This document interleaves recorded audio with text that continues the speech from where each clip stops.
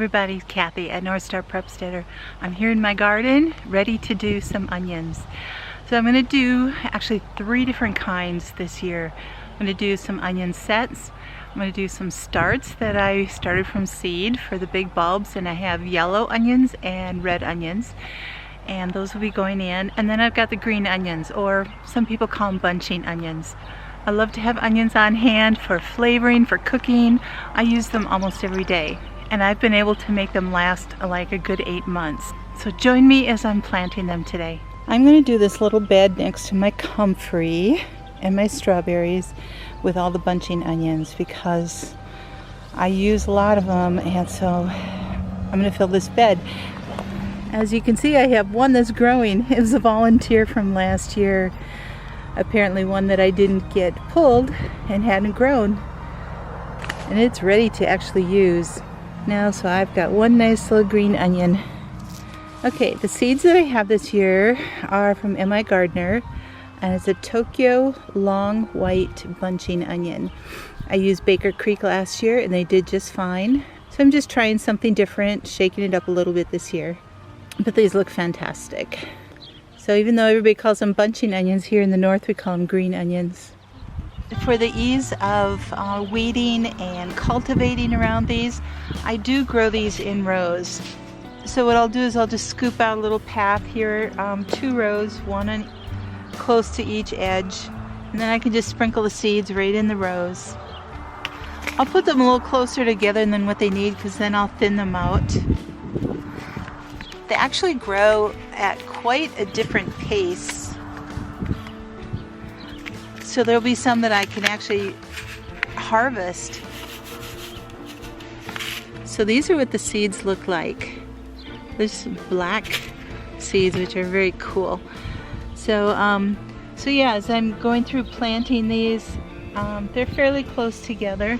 I'm not trying to be exact in how close they are together. This packet holds 250 of them. And there's no way that I'm using all of that.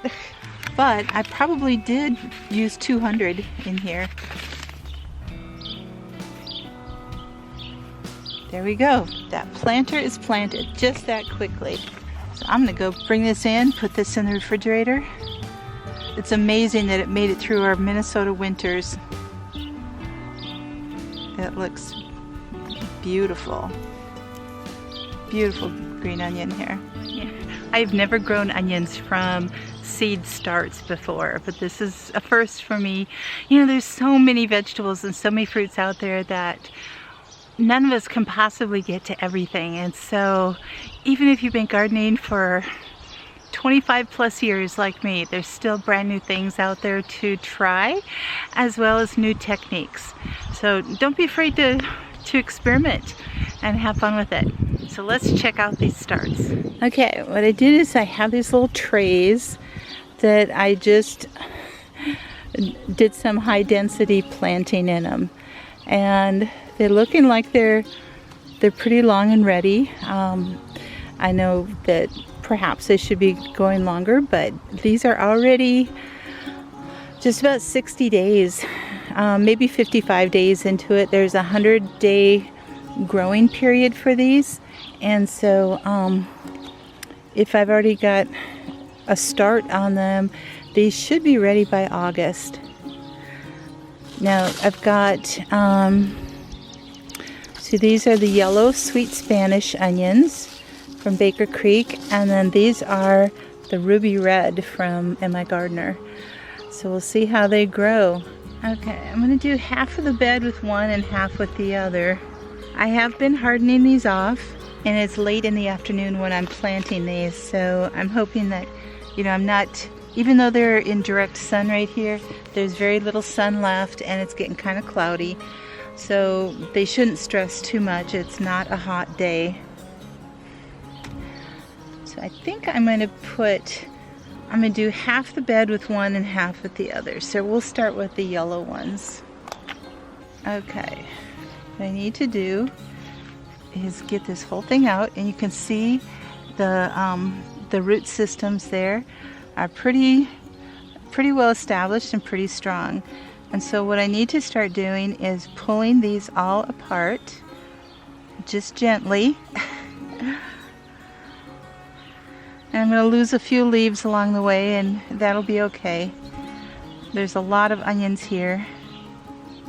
So I'm just going to work on separating these all out so I've got a good little root system here. They're a little smaller than what I'd want, but I needed to get them in the ground. Okay, I have a few rows in. What you want to do is, these are all different sizes kind of in here, so I'm looking for the really strong ones since they are pretty small. They don't have much in the way of roots here for each one. So what I want to do is dig a little hole and then set the roots in here and then fill it in so it just covers the white part of your onion.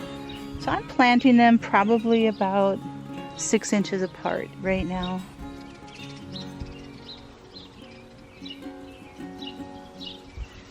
They're pretty delicate, so I'm hoping that they're gonna make it. All right, I've got them all in. I've got the yellows down there and the reds over here. They're very small, so I'm hoping they're gonna make it. Now I'm just gonna water and soak them so that they've got a good chance overnight to recover. Just give it a gentle rain here.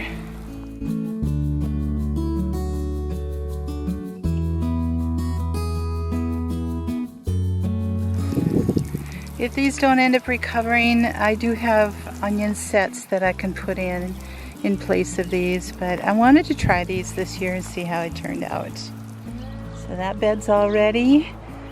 Those on the north side are all growing like crazy, and the beans are all covered and growing, ready to go. We're getting there, guys, we're getting there. Thanks so much for coming along with me and planting onions and getting ready for the summer harvest and the summer growth. I'm just hoping that these little ones take off and do what they're supposed to do. Take care, God bless, always have hope. Bye-bye.